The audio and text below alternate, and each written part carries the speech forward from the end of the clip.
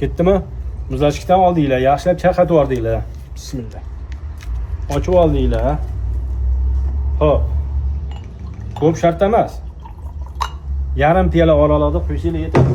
Ko'p qo'yish kerak emas. Bu quyuq, bu kuchli, bu o'rtoqlar. Sizlarga ko'p gapiryapman. Shuni olinglar bir 4 ta shishasini tugatinglar deb. Yozib bo'yi maza qilib yurasizlar. Qoninglar suyulib, jigaringlar tozalanib. Ana, bu ishtahani xo'p, ochadi, tanani to'yintiradi, makro mikroelementlar bilan xudo xolasa. Nima darmondorlar bilan vitaminizatsiya deymiz.